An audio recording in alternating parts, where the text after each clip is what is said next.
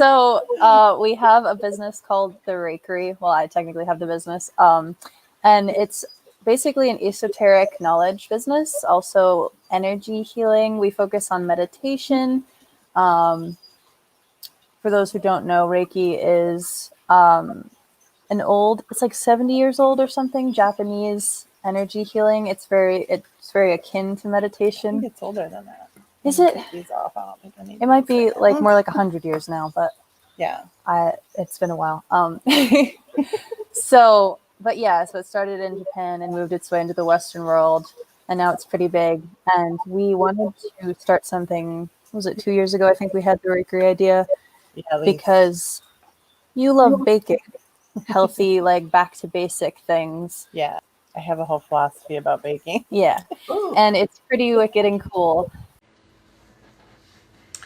We live? Hello, everybody. Good afternoon. I start a live video, my refrigerator decides to make ice. Nice. So I thought I would come on here today while I'm preparing for tonight's meditation. I'm going to bake some cookies. And I kind of laugh because Amelia used to tell me I should do baking videos, like when she was little and I would bake. I thought she was silly, and here I am doing a baking video. So today I'm making a variation on a lemon clove cookie that I love to do. We're going to make it vegan. It actually is a good recipe for it. It's a simple recipe, but it has a lot of nice flavor. So I thought it would be good for tonight. And I've always been interested into the spiritual realms. I was a religious studies minor in college, and I've always been kind of a nerd for religion and spirituality. Hello humans, your friendly astrologer here. I just want you to take a moment with me to breathe.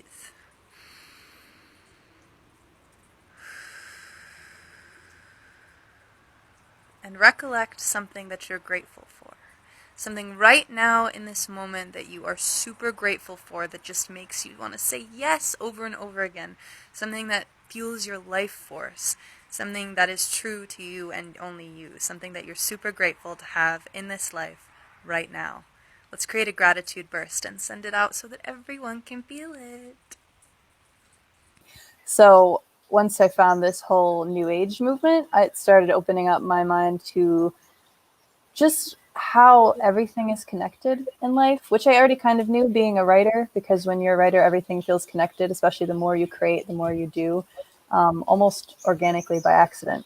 And we love that creative spirit because I personally think that that's like why we're humans and why we're here is to create. And that's what we like to promote with the Reikery and with our personal books. Yeah, that's a good way to put it. Yeah.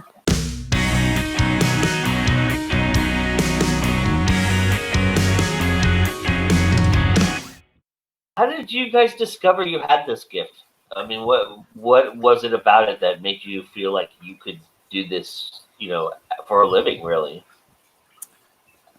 It was a journey about maybe 5 or 6 years ago.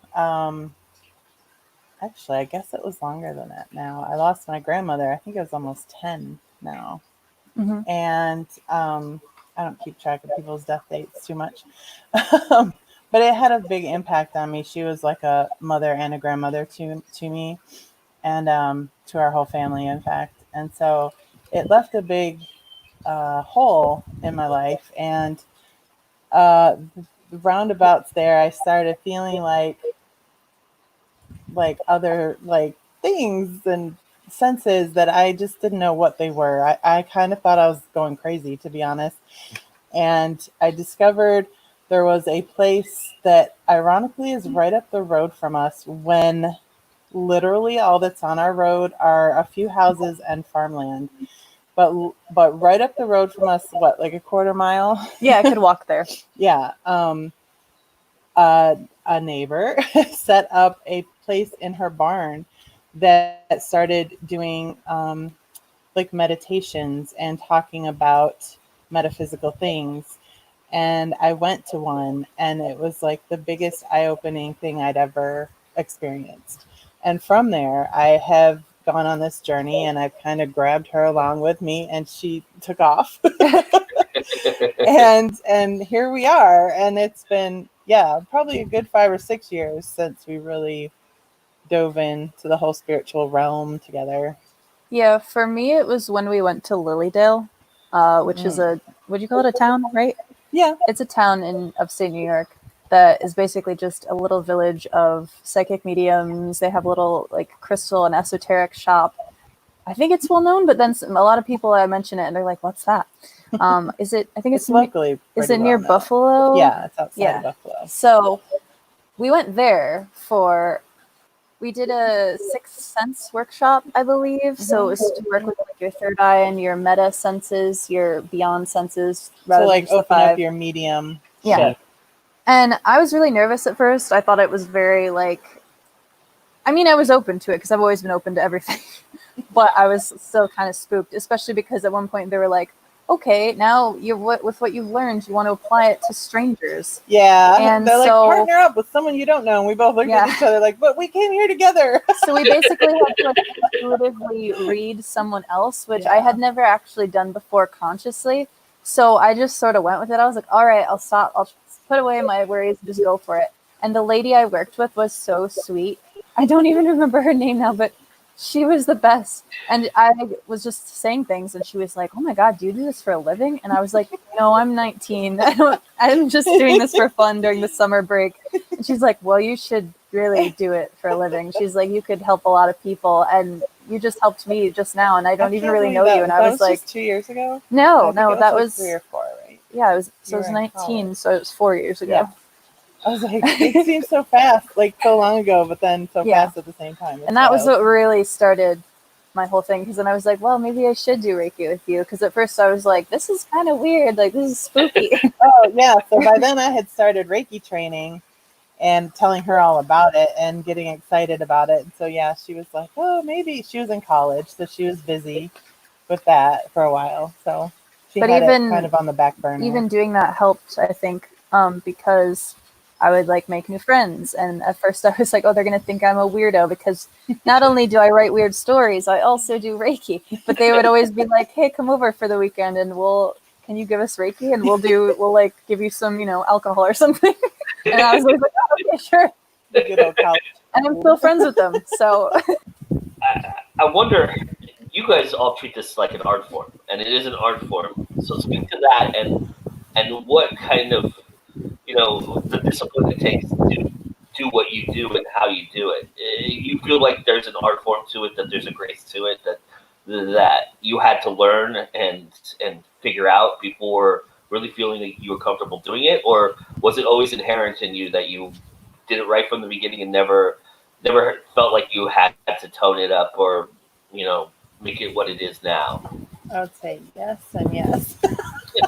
what do you mean? Like I both. always have to know the things before I do them. Like that's the Virgo in me, and I just always love to know all the things. And even though, like, the more you know, more you realize you don't know, kind of thing.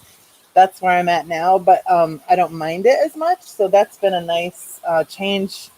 So many changes in my person. So one of the things is that allowing things to happen without having to know them all first. And that's been really freeing for me personally. One of the reasons I really love Reiki, both giving it and receiving it, because you don't have to think about it. And I'm a heavy thinker, so sometimes thinking is just simply exhausting. So be able to put that down and free that up is like, oh wow, this is a nice break in the day. Whereas she's like the opposite. So Well, I mean, yeah. Oh gosh, everything is blowing around. They agree with you, I guess. I was gonna say, I think that the art form is not the actual act of so we do Reiki and we pick up some intuitive signs or symbols during that time, or we do tarot readings and we use our intuition for that as well and our interpretation. I don't think the art form is the actual act. I think the art form is how you talk about it, right now, which is all about, practice and perfecting and dealing with the, I guess, physical 3-dimensional world versus this multi-dimensional world that we always have access to. Also to translate that and not sound like a crazy person when you talk about it to other people. I think that's the art form in that way. That's like the part that you have to perfect and work on constantly, is to basically translate what you know innately and what you feel. Doing it on camera and doing it live, did that change the art form for you? Did you feel like there was a performance aspect to it that you have to adhere to, or were you just staying within your natural selves and just kind of going with what you normally do? Like I'd say a little of each. Like it's sometimes we feel kind of performative, Mm-hmm. and we'll get dolled up or something, or like have a look going or a theme going, and then other times we're like, oh, I just want to do it. Like the live, we started it mainly so I could practice tarot because I didn't know very well, and she has a fantastic memory, so she can learn things really quickly. Well, And I'm not like that at all, so I need to like do it over and over and over, and that's helpful for me. So I was like, let's just do this, and it'll be like practice, we'll get into it, and like we'll have some friends watch, and that's it, type of thing. So now we've been doing it for what, like almost 2 years, yeah. because we just found we enjoyed it so much. And now I don't even, when I think back to how nervous I used to be coming on, I'm like, I hope I do it right for everybody. Now I don't even think about that. So it's kind of wild.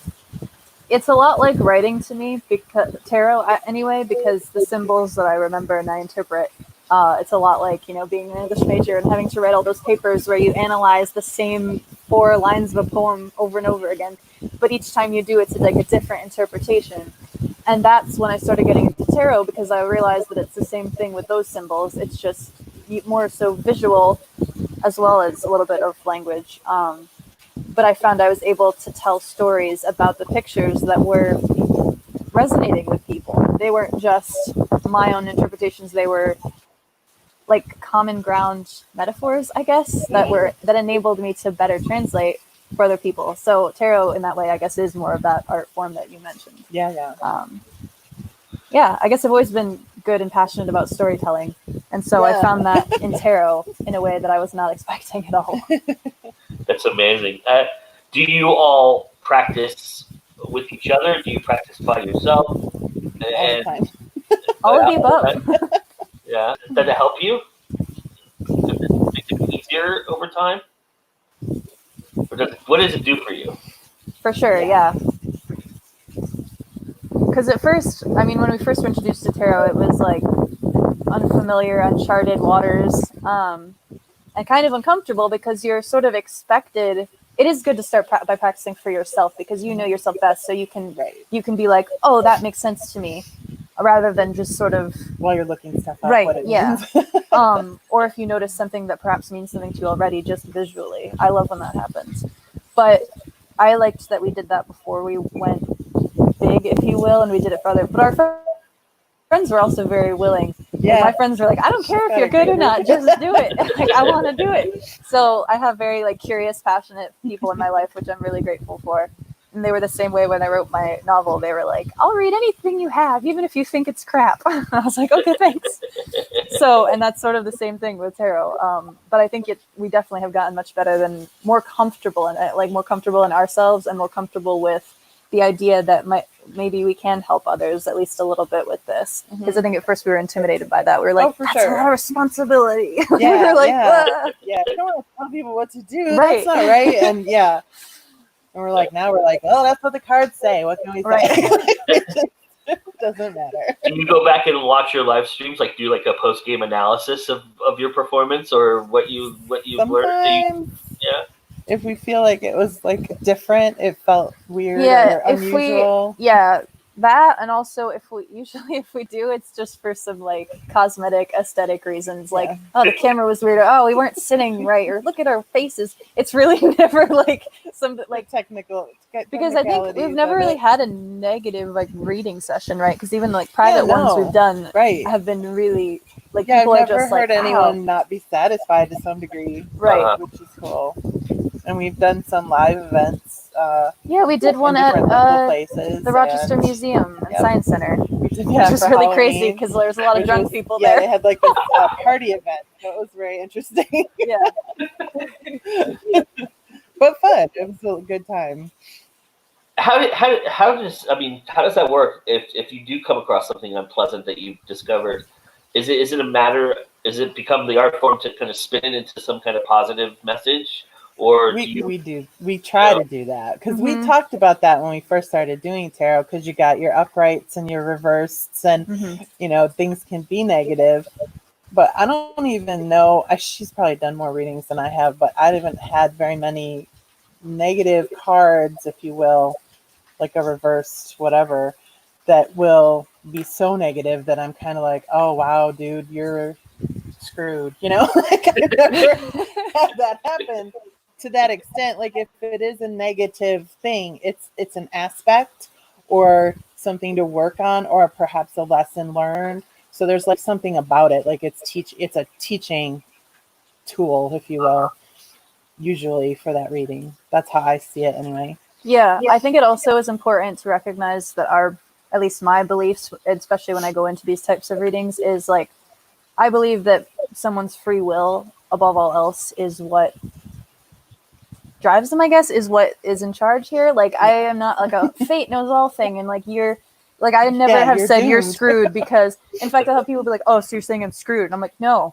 like you might want to give up your power to fate, but I'm telling you that that's not in accordance with my beliefs. So my interpretation is this, and I will usually be able to, like, I guess, pivot it to a more positive way. And I've always been an optimist, but I also realize that, like, even the worst situations have not like a positive spin, but just like you said, a lesson. Yeah. But I also am like, I always like to come back to that place of empowering people, reminding them, like, yeah, this situation might be screwy and this person might be screwy, but you have the power to change that, to look at it differently, whatever you think is right for you. And I always bring it back to them, not in like a victim blaming way or anything like that, but in a, hey, you have the power here. I'm just here to remind you that. And a lot of the times they're like, oh, right. And it's really cool to see that shift. Yeah, for sure. It's them finding their truth, right? It's really answering the question they already knew the answer to. Yes. I'm sure you've had your share of skeptics. I'm sure you've dealt with skepticism. I'm sure you've felt the skepticism in the industry that you work within, or you understand it or know about it. And I'm kind of curious what your thoughts are on it and how you combat that. Well, we definitely are aware of it. I'm not sure how much we've personally experienced. Well, yeah, I think we don't tend to attract. Her brothers aren't too keen. Oh yeah, no, but they can't deny it either. So yeah, one of my brothers is particularly, actually they both are now, but they will do that thing, like they are like, well, you guys are doing this woo mumbo jumbo BS, but then they'll like pop in once in a while and be like, hey, what are you doing? And then we'll do like a little reading or something. Like one time my brother and his friend came in and he was all, my friend wants a reading. Is that okay? I was like, sure. And I did them up for a quick reading and they're both just like, you don't even know what. And I'm like, I don't know what this is referring to. But I was like, I don't know what this is referring to specifically. But, and then I like listed a bunch of stuff and he was just like, oh my God, and Morgan was just like, that's witchcraft. That's witchcraft. He's like, I need to leave. He was mostly joking, but he was also just like, what are you doing? And so he represents that side for us. He does that. In our own home. Because he'll always joke too. He's like, oh, like, I don't believe in your devil worshipping. And I'm like, okay, that's not at all what this is, but but then he, like, you have that little curiosity and he's like, I can't deny that that's like, you know. Well, also at that Halloween event, there were a lot of people there, and a lot of them were like, I've never done this before. And you could see they were kind of hesitant, but because they'd been drinking, they were like, what the hell? Right. So it was like an interesting opportunity for both parties to like talk to one another. And after, most of them were really impressed and really like kind of put at ease about it. Like, no, it's not evil. No, it's not, Satan worship. It's not, all the things you might have in your head about it. I mean, there is a lot of lore out there. It's been around so long. So I think that's actually one of the things that appeals to me about it. And if anything, they just came away from it being like, well, that was fun. Like, they might not have been like, my life has changed, but they were like, well, that's, an enjoyable experience. So Yeah. I mean, we're human beings at the end of the day, and we go through periods of up and downs. Even even if you're spiritually connected, you go through it. And Oh, for I'm sure. wondering if there was ever a time that you were skeptic or had self doubt about what you were experiencing and who you are.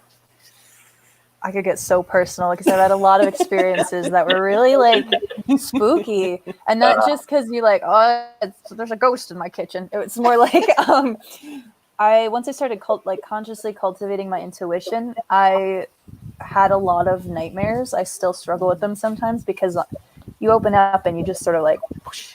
And I've always been highly sensitive to whether that was physically or emotionally or spiritually. So especially during college, there would be these like terrible events that would occur.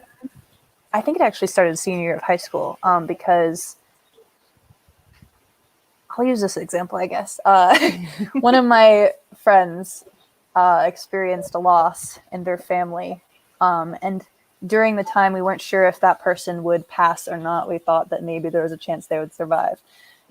And I had this really like moving experience outside during a sunset, and I was like, I had this feeling that everything's going to be okay. And so I told my friend that, and I told all my friends, and I was like, guys, it's okay. I felt this. I'm connected. Like, everything's going to be okay. And the next morning, they passed away. And I remember being really mad at myself because I was like, that's not what I felt. And I was so frustrated. And then I think it was like a year or two later where I was like, wait a minute, though. That is what I felt. Like, that was right. It's just not what we expected. But it was better that they passed because they wouldn't be in such physical turmoil and basically, what do you call it? Purgatory. So that's like a kind of heavy example, but there were many more during my college career where I would like feel some way and either not be able to prevent some terrible occurrence that I had felt prior, or that feeling of like misinterpreting the feeling, because we have the feeling innately, like I said, but I think, like I said, the art form, the precise, intricate, like being able to comprehend what you're feeling and to express it is really difficult. And during those moments, I would kind of beat myself up sometimes, or I'd be like, why, God, that doesn't make any sense. Like, the more I've worked through it and everything, and the more I live my life with that belief system, the more it starts to make sense. When I mentioned my grandmother had passed and I kind of thought I was losing it, I felt this presence in my bedroom closet. We have this walk-through closet to get to our bathroom, so I walk through it all the time. And this is how, when I felt like I was like, either I'm really losing it or there's something else to this. So I remember sitting on my bed facing my closet, and I was like, look, if you need to give me a message of some sort, you can do that, but I don't want to see you. And I said this out loud, like I was literally talking to whoever it was. I was like, because if I see you, I'm gonna freak out. So, because it really, like, all my life I have felt these things that I just didn't understand, and I just put it in like the fear box, like, oh, that's a scary feeling, like I don't like it, so I must be scared. And it took me a really long time to understand. It sounds like to me that in some ways what you do with Reiki and tarot and those things activate and cultivate the same space that your artist mind cultivates, your writer mind, your novelist mind. And so I'm kind of curious how you navigate through that. Is there a discipline that you use to turn off one part of that so that you can get into it? Or is it channeling that and that energy and providing that to what you do as a novelist? Being a novelist is definitely more regimented, more like, what's the word? Disciplined. Yeah. Like, because it's like a tangible project that you want to work on. And there were definitely moments where I found myself being almost too restrictive in my creative power. And I realized that, in fact, I think most of my book now is the stuff that I left was in a like frenzy in the middle of the night, or just, those really organic moments were the best ones. And the ones that I tried so hard to like hold on to and create were kind of messy. And I had like pages of like open dialogue between me and my protagonist, just a conversation. And that was, some of it a little bit went into the book, but most of it was just so I could be familiar with this part of myself. And it is very much like opening a dialogue with spirits, which is also the same as opening a dialogue with any part of yourself. And that's something that clicked for me when I was writing my book, because I was like, oh, we are all one. Because if it's this easy to tap into these different characters that I've created, that energy exists in a different expression elsewhere, whether that's spiritual or like another person on the planet with me. So it is like, you're basically just accessing another way of, like I said earlier, human connection. And character building was more like character birthing in that way, I guess, or like just meeting them. Like I just remember having conversations with them, and it's very similar to like a free write with mediumship or something like that, which I did a lot in college and still do sometimes. It's just this time I was like, guys, we need to stick to the plot at least a little bit, because otherwise I'm just gonna go to hell in a handbasket and so fast, which it did, honestly. But like, you know, you have more like direction, I guess. You're like, I need to guide this because this is a lot. But it is very similar, channeling. You know, Yes, it's just like, I felt that way. I wrote my book, which I'm working on the second one. I haven't written in a while, before I got into all this. So it's been interesting because one of the characters in my book kind of goes through a bit of discovering things herself. And I would like laugh at myself thinking about that aspect of that character, because I'm like, well, I went through my journey a little differently than I expected her to go through hers. So it's interesting. Like I'm feeling like when I get I will get back to this storyline, but when I get back to it, it's probably going to be very different than when I originally got into it. So it is a lot like channeling. Like I didn't do that before I was writing, but when I started doing that, I was like, wow, this is a lot like when I'm writing. So it is like just, it's another form of creation, and writing is to me one of the ultimate forms of creation. I love it as an art form, but I love a lot of art. I mean, just really, probably because of the creation aspect. I mean, to be able to create something, anything out of nothing is to me like great. That's why we're here, you know? Has being a novelist and creating worlds and creating conversations and tapping into that helped you be a better practitioner in the Reiki and what you do? I think though, writing the story I wrote in particular, there was a lot of focus on mental health and minority communities, whether that be LGBTQ plus or people of color, because I wanted to give a voice to these very fantastical humans who were also very like real. And I remember being like kind of insecure about that, because I was like, am I really the one to tell this story? But then do it, and actually just being like, okay, I'll do it. Even if I get judgment, I'm just going to write it because this is what I want to write about. And I did it. And then there was this, I guess, a deeper like human connection on the other end. So I was able to really understand hardships of groups of people that I am not technically a part of, if that makes sense. So like my empathy grew, which definitely helps Reiki healing, any of the energy work that we do. Yeah, because we don't have those cultural boundaries anymore.